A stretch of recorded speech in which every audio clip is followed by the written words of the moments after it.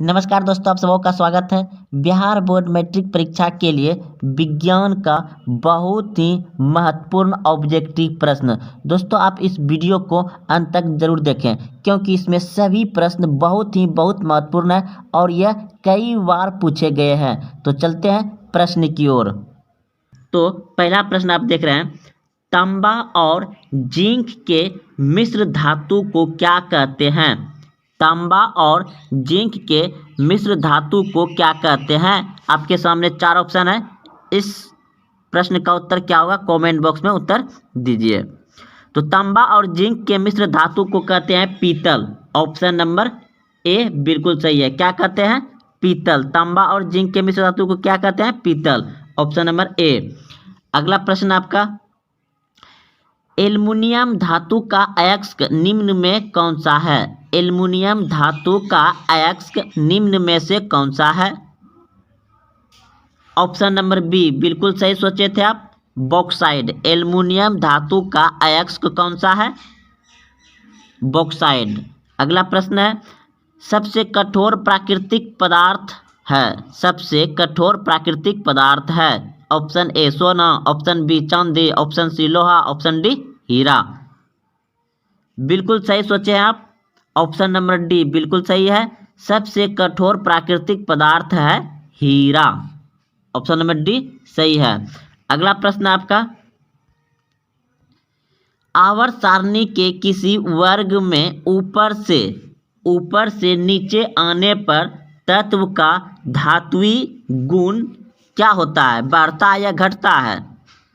तो आवर्त सारणी में किसी वर्ग में ऊपर से नीचे आने पर तत्व का धात्विक गुण बढ़ता है। ऑप्शन नंबर ए बिल्कुल सही है।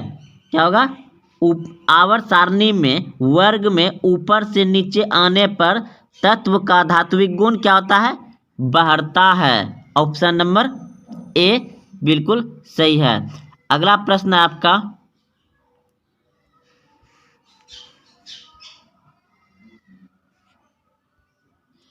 जिन वस्तुओं से स्वयं प्रकाश उत्सर्जित होते हैं उन्हें कहते हैं। जिन वस्तुओं से स्वयं प्रकाश उत्सर्जित होते हैं उन्हें कहते हैं। क्या कहते हैं? ऑप्शन नंबर सी बिल्कुल सही है, आत्मद्युत हैं। अगला प्रश्न है, प्रकाश की किरणें गमन करती है। प्रकाश की किरणें गमन करती है। कैसे गमन करती है प्रकाश की किरणें? सीधी रेखा में, टेढ़ी रेखा में, किसी भी दिशा में, उपयुक्त सभी में। तो इस प्रश्न का उत्तर हो जाएगा, प्रकाश की किरणें हमेशा सीधी रेखा में गमन करती है। ऑप्शन नंबर ए सही है। प्रकाश की किरणें गमन करती है सीधी रेखा में। अगला प्रश्न आपका, क्लोरोफिल वर्णक का रंग है। क्लोरोफिल वर्णक का रंग है। तो इस प्रश्न का उत्तर हो जाएगा आपका हरा। क्लोरोफिल वर्णक का रंग है क्या? हरा। ऑप्शन नंबर ए सही है। अगला प्रश्न आपका, जीन शब्द किसने प्रस्तुत किया? जीन शब्द किसने प्रस्तुत किया? जीन शब्द किसने प्रस्तुत किया? तो इस प्रश्न का उत्तर हो जाएगा आपका ऑप्शन नंबर ए बिल्कुल सही है, जॉनसन ने। CFC है। CFC क्या है? CFC है।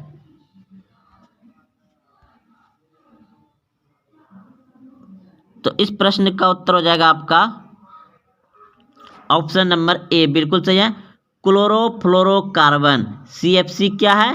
क्लोरोफ्लोरोकार्बन। CFC क्या है? क्लोरोफ्लोरोकार्बन। ये प्रश्न को बहुत बार पूछा गया दोस्तों, और यही जो है क्लोरोफ्लोरोकार्बन ओजोन परत को हानि पहुंचाता है। अगला प्रश्न है, आवेश का SI मात्रक होता है। आवेश का SI मात्रक होता है। तो इस प्रश्न का उत्तर हो जाएगा आपका आवेश का SI मात्रक होता है कूलम। ऑप्शन नंबर डी बिल्कुल सही है, कूलम।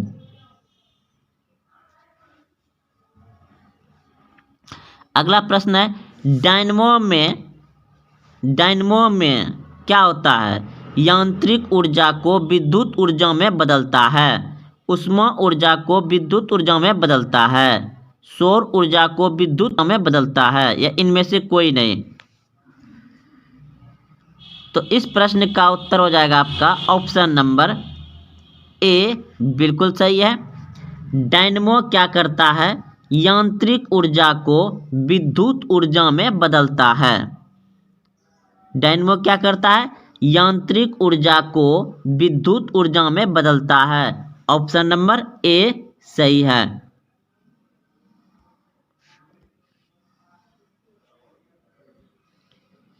अगला प्रश्न है विद्युत बल्ब का तंतु फिलामेंट बना होता है किससे? लोहा का, तांबा का, टंगस्टन का, या एल्युमिनियम का? आप सभी बहुत अच्छे से जानते हैं कि विद्युत बल्ब का तंतु यानी फिलामेंट किसका बना होता है? टंगस्टन का। ऑप्शन नंबर सी सही है। अगला प्रश्न में है जब किसी चालक तार से विद्युत धारा प्रवाहित होती है तो गतिशील कण होते हैं।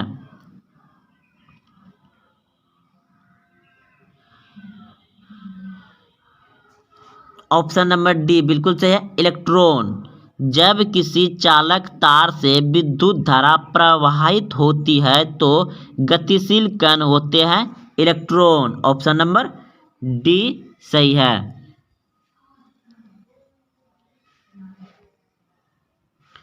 अगला प्रश्न आपका प्रतिरोध का SI मात्रक है। प्रतिरोध का SI मात्रक है।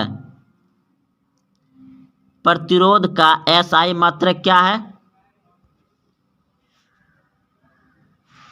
ओम। ऑप्शन नंबर बी बिल्कुल सही सोचे थे आप। प्रतिरोध का SI मात्रक ओम। अगला प्रश्न है 1 HP अश्व शक्ति बराबर होता है। 1 HP अश्व शक्ति बराबर होता है। तो इस प्रश्न का उत्तर हो जाएगा आपका ऑप्शन नंबर ए बिल्कुल सही है, 746 वाट।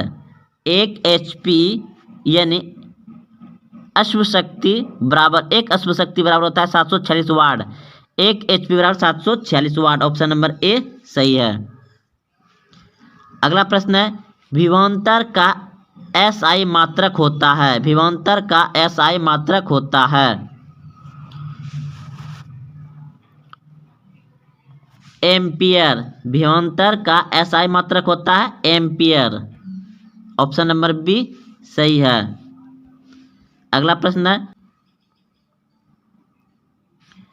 धारा मापने में किसका उपयोग होता है? धारा मापने में किसका उपयोग होता है? ए मीटर का होता है। ऑप्शन नंबर ए सही है। अगला प्रश्न है आमीटर को विद्युत परिपथ में कैसे जोड़ा जाता है? आमीटर को विद्युत परिपथ में कैसे जोड़ा जाता है? श्रेणी क्रम में। ऑप्शन नंबर ए बिल्कुल सही है। आमीटर को विद्युत परिपथ में कैसे जोड़ा जाता है? श्रेणी क्रम में।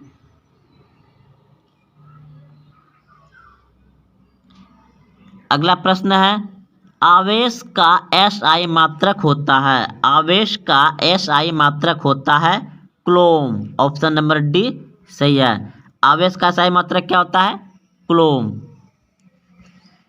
प्रश्न है सामान्य नेत्र के लिए स्पष्ट दर्शन की न्यूनतम दूरी होती है।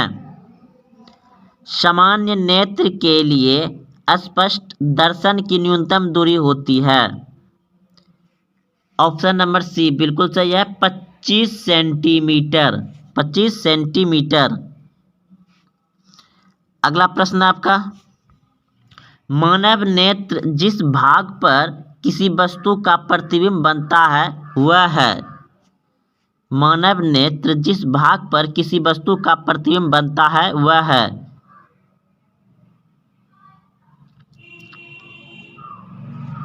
दृष्टि पटेल यानी रेटिना पर बनता है। मानव नेत्र में किस प्रकार का लेंस पाया जाता है? मानव नेत्र में किस प्रकार का लेंस पाया जाता है? उत्तल लेंस पाया जाता है। मानव नेत्र उत्तल लेंस।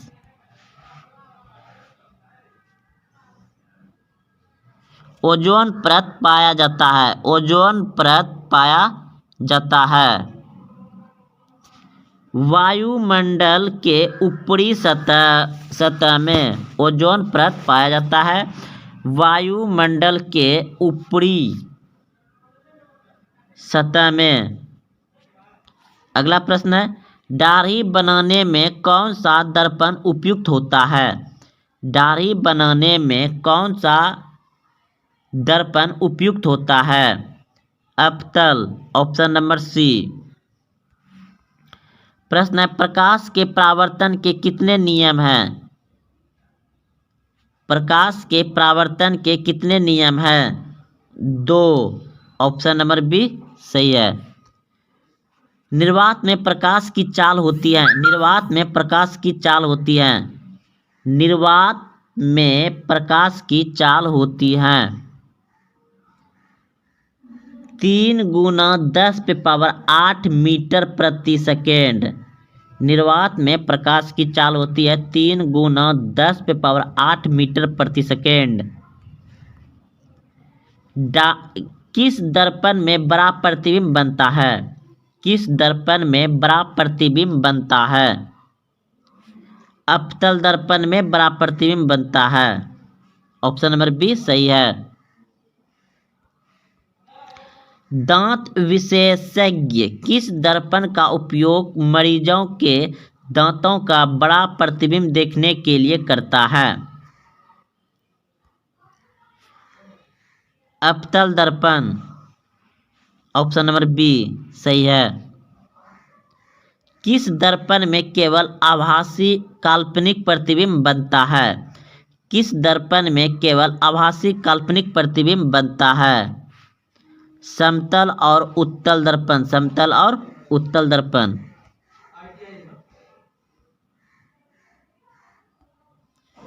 पौधे में जनन अंग कहाँ पाए जाते हैं? पौधे में जनन अंग कहाँ पाए जाते हैं? पुष्प में। पौधे में जनन अंग कहाँ पाए जाते हैं? पुष्प में। ऑप्शन नंबर बी सही है। प्रकाश संश्लेषण की क्रिया होती है। प्रकाश संश्लेषण की क्रिया होती है हरे पौधे में। प्रकाश संश्लेषण की क्रिया होती है हरे पौधे में। ऑप्शन नंबर डी सही है। प्रकाश संश्लेषण क्रिया में ऑक्सीजन किससे बाहर निकलता है?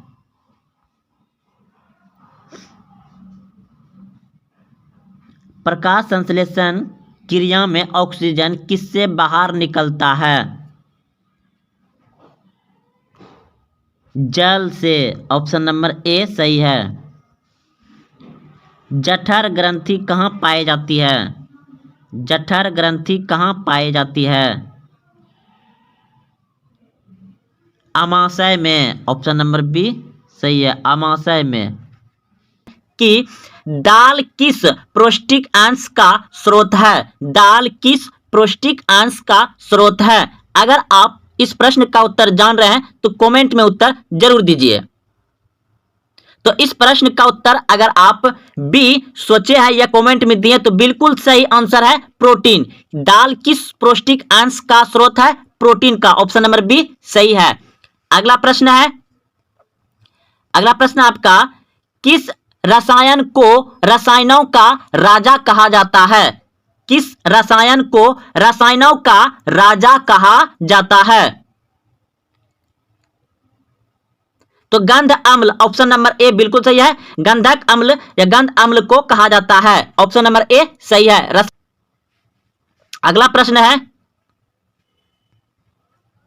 बिहार में सबसे कम वर्षा किस जिले में होती है?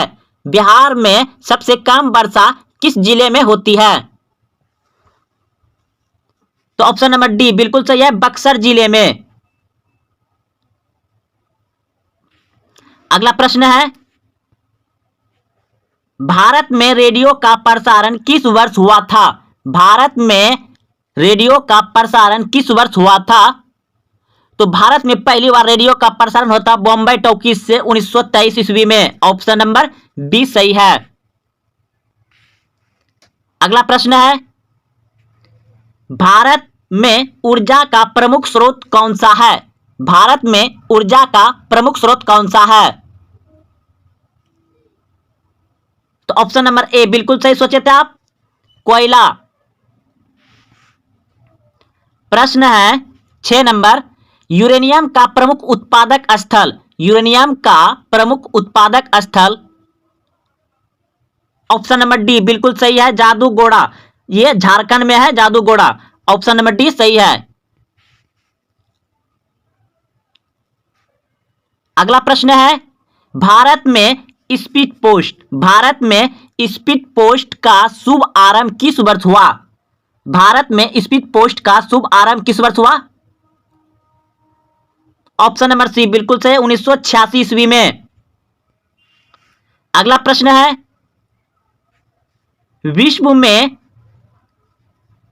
में चाय का सबसे बड़ा उत्पादक देश कौन है? विश्व में चाय का सबसे बड़ा उत्पादक देश कौन है? तो दोस्तों एनसीईआरटी के आधारित भारत देश है। एनसीईआरटी के आधारित भारत देश सही होगा। और अभी वर्तमान में चीन सबसे ज्यादा चाय उत्पादन करता है, तो आप भारत ही लगा दीजिए क्योंकि एनसीईआरटी आधारित है। अभी सिलेबस चेंज नहीं किया गया है, तो इसे भी चेंज नहीं किया गया है। अगला प्रश्न है,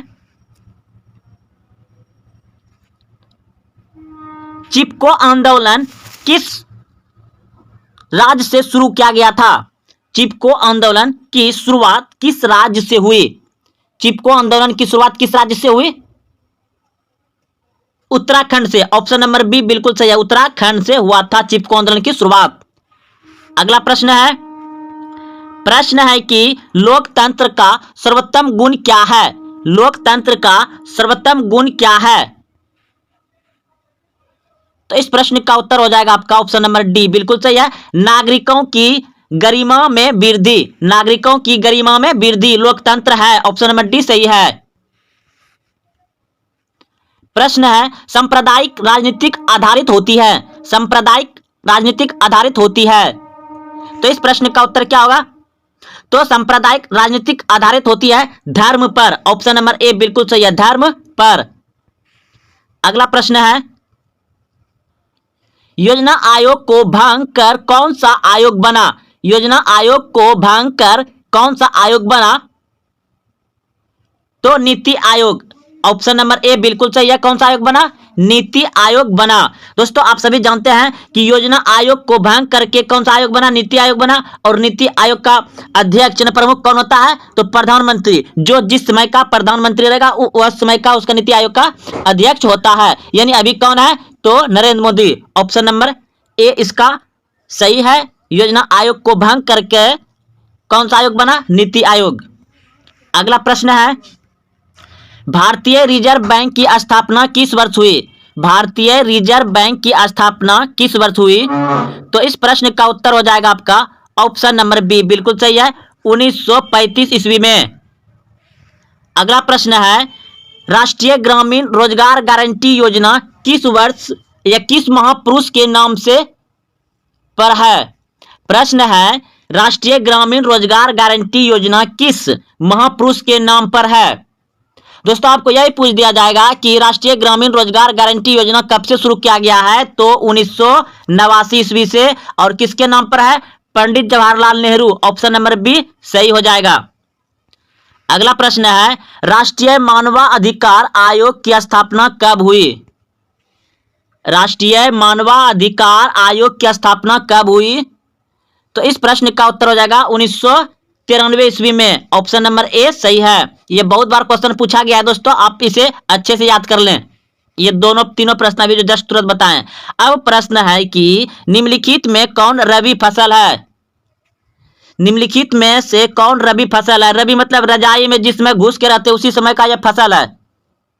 तो क्या हो जाएगा, यानी कि ठंडी के मौसम में हम लोग रजाई में रहते हैं ना, तो उसमें कौन सा फसल होता है? चना, यानी चना का झाड़ खाते हैं ना आप लोग, चना। अगले प्रश्न की ओर, रबी फसल था। अगला प्रश्न है, यूरोपीय सभ्यता का पालना किस देश को कहा जाता है? यूरोपीय सभ्यता का पालना किस देश को कहा जाता है? तो इस प्रश्न का उत्तर हो जाएगा आपका ऑप्शन नंबर डी, बिल्कुल सही है, यूनान को। ऑप्शन नंबर डी सही है। अगला प्रश्न है आपका, चेका था, चेक क्या था? चेका क्या था? तो इस प्रश्न का उत्तर हो जाएगा आपका option number D, sorry option number B, बिल्कुल सही है, पुलिस दस्ता, दंतस्ता। अगला प्रश्न है,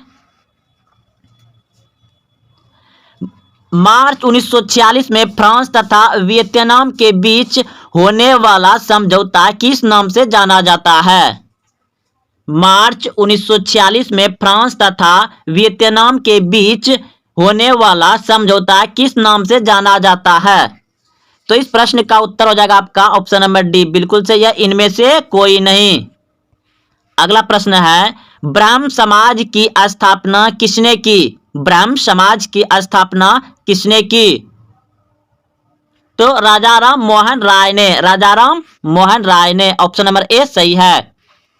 अगला प्रश्न है, औद्योगिक क्रांति सर्वप्रथम किस देश में हुई? औद्योगिक क्रांति सर्वप्रथम किस देश में हुई? तो औद्योगिक क्रांति हुआ था दोस्तों आपका ऑप्शन नंबर ए, बिल्कुल सही है, इंग्लैंड में। औद्योगिक क्रांति कहां हुआ था? इंग्लैंड में। 22 नंबर प्रश्न है, बिहार की आय में सर्वाधिक योगदान होती है? बिहार की आय में सर्वाधिक योगदान होती है तो सेवा क्षेत्र से। ऑप्शन नंबर सी बिल्कुल सही है, सेवा क्षेत्र से। अगला प्रश्न है, व्यावसायिक बैंक कितने प्रकार की जमा राशि स्वीकार करते हैं? व्यावसायिक बैंक कितने प्रकार की जमा राशि स्वीकार करते हैं? तो इस प्रश्न का उत्तर हो जाएगा आपका ऑप्शन नंबर डी, बिल्कुल सही है, इनमें सभी, अस्थायी जमा, आवर्ती जमा, संचयी जमा, इनमें सभी। ऑप्शन नंबर डी सही हो जाएगा। अगला प्रश्न है कि इनमें कौन बीमारू राज्य है? इनमें कौन बीमारू राज्य है? तो इस प्रश्न का उत्तर हो जाएगा आपका ऑप्शन नंबर डी, बिल्कुल सही है, उपयुक्त सभी। इनमें सभी बीमारू राज्य है। बिहार बीमारू राज्य है, उड़ीसा बीमारू राज्य है, मध्य प्रदेश बीमारू राज्य है। अगला प्रश्न है, प्रथम पंचवर्षीय योजना शुरू हुई? प्रथम पंचवर्षीय योजना शुरू हुई? तो इस प्रश्न का उत्तर हो जाएगा आपका ऑप्शन नंबर सी, बिल्कुल सही है, 1951 में। अगला प्रश्न है, श्रीलंका में भेदभाव का आधार है? श्रीलंका में भेदभाव का आधार है?